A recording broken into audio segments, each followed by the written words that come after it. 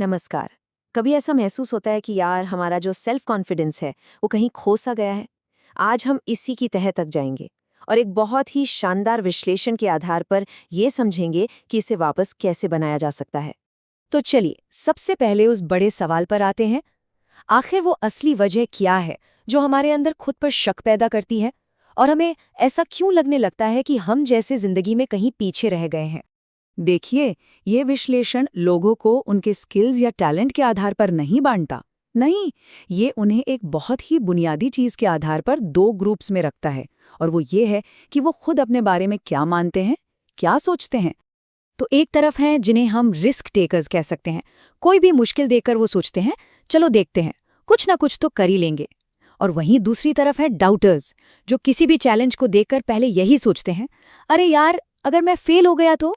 जरा इस एक लाइन को देखिए, अगर मैं जीरो पर भी पहुंच गया तो भी मैं खुद को फिर से खड़ा कर सकता हूं। ये सिर्फ एक वाक्य नहीं है, ये एक पूरा का पूरा माइंडसेट है। ये अपने ऊपर एक ऐसा अटूट भरोसा है कि हालात चाहे जैसे भी हों मैं संभाल लूंगा। अच्छा, तो ये तो हुई हमारे दिमाग के अंदर की बात। पर जो बात सबसे हैरान करने वाली है ना, वो ये है कि ये अंदरूनी सोच हमारी असल जिंदगी के नतीजों पर कितना सीधा असर डालती है। सोच कर देखिए जरा, काम एक ही है, चुनौती भी वही है, लेकिन कॉन्फिडेंट इंसान को लगता है कि उसके सफल होने का चांस 90% है, और जिसे खुद पर शक है उसे लगता है बस 10%। मतलब फर्क कितना बड़ा है। ये दिखाता है कि हमारी सोच में कितनी ताकत है। तो इसका सीधा सीधा मतलब क्या हुआ? मतलब ये कि हमारी सफलता इस बात पर उतनी निर्भर नहीं करती कि हम कितने काबिल हैं, बल्कि इस बात पर करती है कि हम अपने अंदर अपनी काबिलियत के बारे में खुद को कहानी क्या सुनाते हैं। तो सवाल ये है कि ये जो शक है, ये जो डाउट है, ये आता कहाँ से है। ये विश्लेषण हमें हमारे आत्मविश्वास के सबसे बड़े दुश्मन की तरफ लेकर जाता है, और वो है एक बहुत ही आम मनोवैज्ञानिक आदत। जी हाँ, ये है तुलना का जाल। हम सब इसमें फंसते हैं। हम करते क्या हैं? हम अपनी सबसे बड़ी कमजोरी को उठाते हैं और उसकी तुलना किसी दूसरे इंसान की सबसे बड़ी खूबी से करने लगते हैं, और नतीजा हमेशा निराशा। और ये आदत हर जगह है, करियर में, लुक्स में, पैसों के मामले में।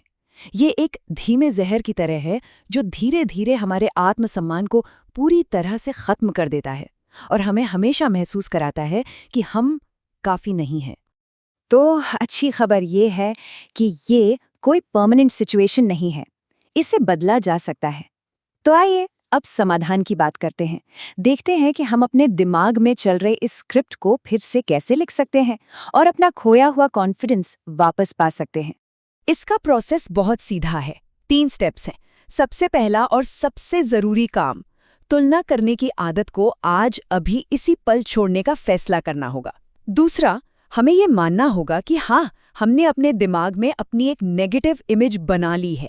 और तीसरा, उस पुरानी कमजोर कहानी को एक नई मजबूत कहानी से बदलना होगा, एक्टिवली। और ये सिर्फ ख्याली पुलाव पकाना या पॉजिटिव सोचना नहीं है, ये असल में अपने दिमाग की रीप्रोग्रामिंग करने जैसा है। देखिए, हमारा मन हमारी ही आवाज को 24 घंटे सुनता है, तो क्यों ना उसे कुछ ऐसा सुनाया जाए जो हमें कमजोर नहीं बल्कि ताकतवर बनाए।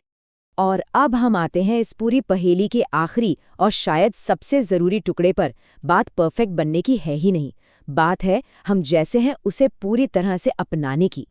ये बात बहुत गहरी है कि कॉन्फिडेंट लोगों में कमियां नहीं होती, ऐसा नहीं है, बिल्कुल होती हैं। फर्क सिर्फ इतना है कि वो अपनी कमियों की तुलना दूसरों से नहीं करते, वो अपनी कीमत को दूसरों से नहीं आंकते। जो चीज़ें हमें कुदरत से मिली हैं, जिन्हें हम बदल नहीं सकते, चाहे वो हमारा रंग रूप हो, हमारी आवाज़ हो या हमारा बैकग्राउंड, उन्हें पूरी तरह से स्वीकार कर लेना ही असली ताकत है। वो हमारी कमी नहीं बल्कि हमारी खास पहचान है, हमारी अपनी मजबूत नींव है। तो आखिर में ये सब एक चुनाव पर आकर टिकता है। जो कहानी हमारे दिमाग के अंदर चलती है वही हकीकत बनकर हमारी जिंदगी में सामने आ जाती है। तो अब सवाल बस इतना है कि हम अपने लिए कौन सी कहानी चुनते हैं।